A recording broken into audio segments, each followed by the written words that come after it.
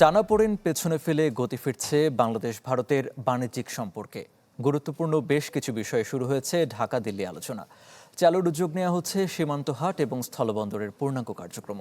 এই অবস্থায় বাণিজ্য ঘাটতি কমাতে কার্যকর পদক্ষেপ নেওয়ার তাগিদ বিশ্লেষকদের। মরিয়ম আজিজ মরুনির রিপোর্ট। নগদ নিয়ে এলো হার না মানা হার অফার। সর্বনিম্ন 10,000 টাকা রেমিটেন্স নগদে পাঠালে থাকছে স্বর্ণের হার জেতার সুযোগ।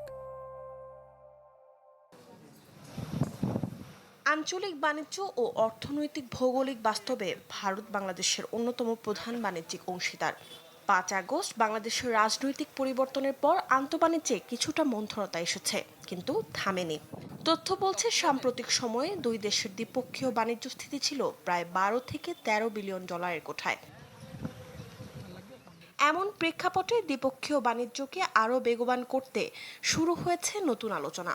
সম্প্রতি ভারতীয় বাণিজ্যিক প্রতিনিধি দলের সঙ্গে বৈঠক শেষে বাণিজ্যমন্ত্রী খন্দকার আব্দুল মুক্তাদির জানান, দুই দেশের মধ্যে অবকাঠামো ও ডিজিটাল খাতের উন্নয়নে দুটি আলাদা টাস্কফোর্স গঠনের প্রস্তাব এসেছে। সেই সাথে সীমান্ত হাট ফের চালু ও সুতা আমদানির ওপর থাকা নিষেধাজ্ঞা প্রত্যাহারের মতো গুরুত্বপূর্ণ বিষয়েও এগোচ্ছে কথা। তো এই সমস্ত প্রক্রিয়ার মধ্যে দিয়ে বাণিজ্যিক সম্পর্কের মধ্যে গতি আনা, ক্রমাগত এগিয়ে নিয়ে যাওয়া, নতুন বিনিয়োগের সুযোগ এবং ক্ষেত্র খোঁজা, এটি একটি বহমান প্রক্রিয়া, এটি চলতে থাকবে। ভারতের 11.5 বিলিয়ন ডলারের বিপরীতে ভারতে বাংলাদেশের রপ্তানি এখন $1.25 বিলিয়ন কাছাকাছি।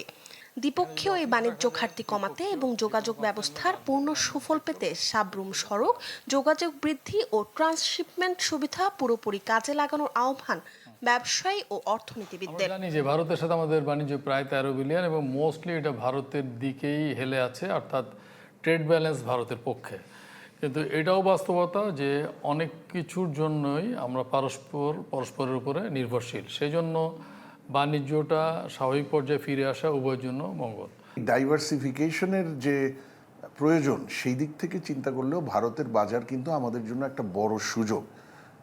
সুতরাং রাজনীতি বা ধরেন ডিপ্লোম্যাটিক যে নেগোসিয়েশন সেটা যাই থাকুক, আমি মনে করি ট্রেডকে এগিয়ে নিয়ে যাওয়ার খুব সমূহ সুযোগ আছে। অর্থনৈতিক সম্পর্ক যে রাজনৈতিক অস্থিতিশীলতার চেয়েও বড় ও দীর্ঘমেয়াদী, বাণিজ্য খাতের এই নতুন পদক্ষেপগুলো তারই প্রতিফলন। নীতিগত বাধা দ্রুত দূর হলে দুই দেশের বাণিজ্য নতুন উচ্চতায় পৌঁছাবে, এমন আশা করছেন ব্যবসায়ীরা। মরিয়ম আজিজ মৌরিন, চ্যানেল 24, ঢাকা।